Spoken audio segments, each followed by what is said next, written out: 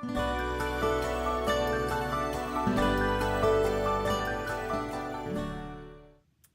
everyone, it is good to be with you. It is actually great to be with you. This is truly, I know I've said this before, but I really want you to know I mean it. This really is just the highlight of my ministry, I don't want to call it my ministry, of ministry. I know I've said it before. I love to write, and I'm so honored and blessed to have written books. I have loved every minute of my publishing experience with David C. Cook. I'm actually wrapping up my 4th book right now. I don't have it titled yet. It's coming out next year. And that's the end of my writing contract with them right now. Who knows what God will open up? I don't know. But I will tell you, my heart flutters when I think about Read Through the Word and Word Up Ministries. It does. I'm not going to lie. There are days that I sit down and I start writing. I'm thinking, how is this going to happen? How are we going to get another lesson out of this? And oh my goodness, I've written 7 lessons in today, or 7 lessons in the last 3 days. I'm not going to lie. I'm human. I have those emotions. But when I sit down to meet with you and talk with you every day, it just thrills me. It feeds my soul. This is what I was meant to do. And this Word Up and Read Through the Word, this is in my DNA. It was there. It just had not been discovered until 2009 when I first, or 2008 when I first read through the Bible, and we started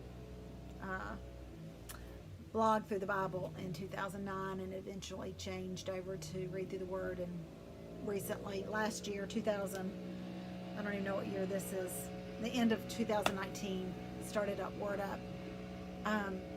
And I'm totally getting sidetracked, but actually maybe I'm not, because it leads right into the assignments that David gave for the duties of the people working in the temple. And at first glance, this is one of those lessons where you're thinking, oh, okay, well, these are these people, this is what these people do, this is what these people do. Okay. And then it's easy to go past those, because it has all the stuff that really kind of doesn't look like it's all that important, right? But service is a huge commitment. No matter what manner of service it is, whether it's opening the door every Sunday. I think about Jerry Oldenburg and Mr. Bill, who are at our church. They're standing at each of the doors greeting, and then there's always somebody each side door, and then there's somebody greeting in the front door. I don't ever go in the front door. We always go in the side door. But they are there every Sunday faithfully handing out those bulletins. And if they are not there, they have to find somebody to substitute for them. The people that lead worship on Sunday mornings, they get a calendar, and they're committed to being there. And if they can't be there, they have to find someone to step in for them. Nursery workers, oh my goodness, do we love our nursery workers. And our preschool teachers, Sunday school teachers, and our elementary and middle and high school teachers that commit to teaching our young people.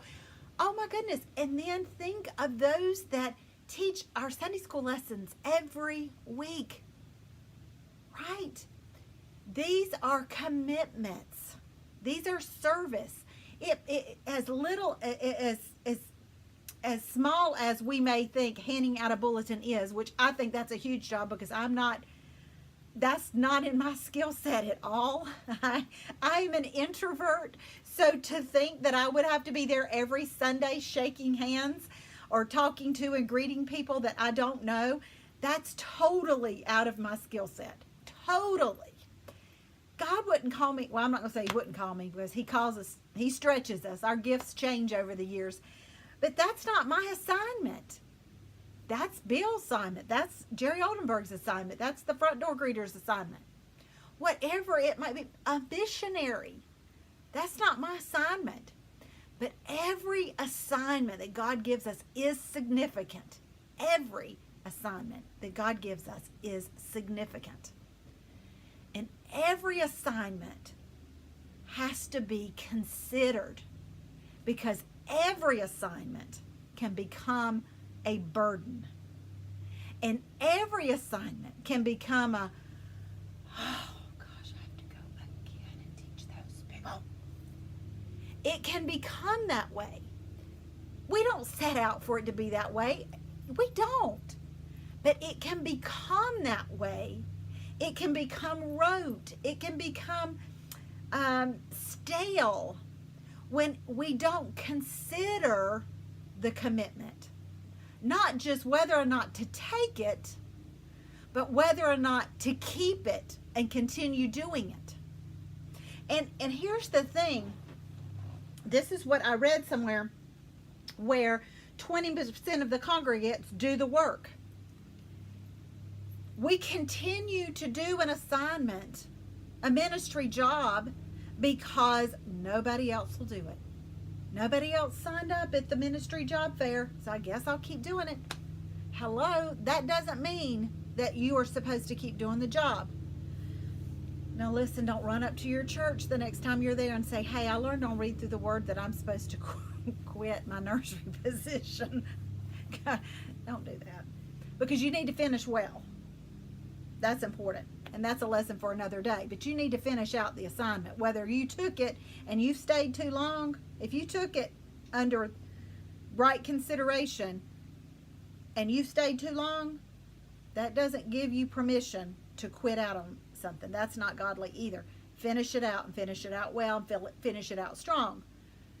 But consider every ministry opportunity, because consideration is the key for ministry being served and service being served with calm and joy, or being served with chaos and anxiety and why do I have to do this and I can't believe I did this. And I remember in ministry when it was time for me to stop my ministry at church and in women's ministry. I was the leader of the women's ministry. It got to be so chaotic, and my kids were upset that they had to keep going to church. And why do we have to keep going? And things were turned upside down. I would come home and my husband would come home from work and I would be leaving to go do something. It was awful because I stayed too long. I knew I was supposed to leave, but there were things I wanted to do. There were things I had planned. There were all kinds of reasons. So it can be calm and joyful, or it can be chaotic. But consideration is the key. Considering whether, should I take this opportunity? Should I stay in this opportunity? Consideration is the key. Contemplating on what your areas are. Well, let's just look at them. I wrote these down. In fact, if you don't have a copy of Yes, No, and Maybe, grab a copy of those. Hop over to the store, wendypope.org, not Word Up store, but wendypope.org. They're under my ministry, my personal ministry store, not Word Up ministry store. But there's 3 chapters on yes to God. Well, no, maybe to others. Excuse me. There's 3 chapters on maybe to others, and I hammer out this whole concept in those 3 chapters. So it really does help you bring balance to life and ministry and service. But consider your people. Who's depending on you. Like right now, I have my children are older. They're adults, actually, 20 and 22. They're adults. They have jobs. They pay their bills. They live under our roof. They pay rent. Everything. They're on their own. But I have an 87-year-old daddy and an 86-year-old mama. I take care of them. So everything that I do has to be considered. They're my people. I have to consider them. I have to consider my husband. I have to consider our life. We have a family calendar. It says consider your commitments in your calendar. Look at that calendar. What have you got planned for that weekend? Is that weekend overloaded? Is there a birthday that weekend? Is it Mother's Day? Is it Father's Day? Is it an anniversary? Is there something going on at church that maybe your husband would like for you to go to, but you're invited to do this other thing? And here's the thing, is it might not even be a ministry thing. Maybe it's a girls' weekend. I don't know. It doesn't have to be a ministry thing. It can be any consideration of schedule. But we're talking about ministry service because of our text today. But these work as well with just everyday life things. But consider all that. Pray over all of this. And in your prayer, consider all of these things. And one of the other things that I included, that I'm not going to go into, but I included scripture in the New Testament about service and spiritual gifts. And I also have a spiritual gifts inventory here. If you've never done one, do one. If you haven't done one in a long time, do one. You will be surprised at how God, the more you're committed to God, the more that you have all of those yeses checked that we talked about in yesterday's lesson, your gifts are going to develop and grow and change. You'll be surprised. You might have the gift of hospitality.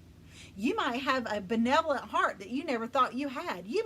It's amazing when we have a life committed to God, how our gifts change and grow, and He challenges us and stretches us. So I encourage you to there's a link there, and take a look at that, complete that, and just see what your gifts are. But keep all of these things in mind when you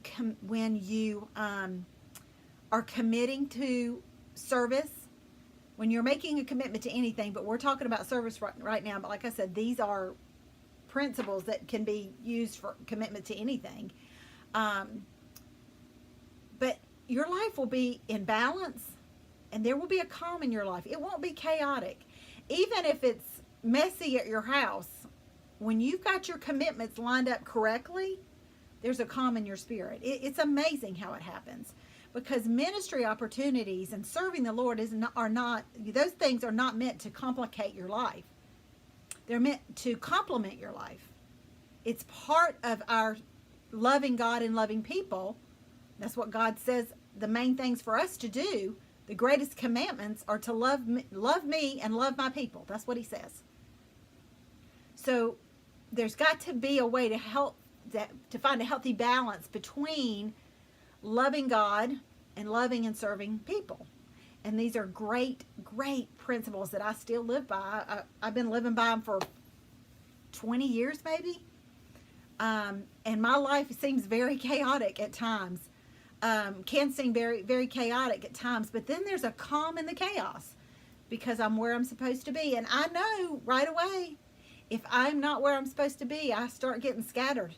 And I start getting sideways about things that should not make me sideways, should not get me upset. And I have to sit back and check and go, what am I in that I shouldn't have been in, that I shouldn't be in? And how close am I to finishing that out so I can move on to the thing that I'm supposed to be doing and doing it well? So there's a lot there. This lesson might need to be played again. I might need to listen to it again. Y'all have a great day. I'll see you next time on Read Through the Word.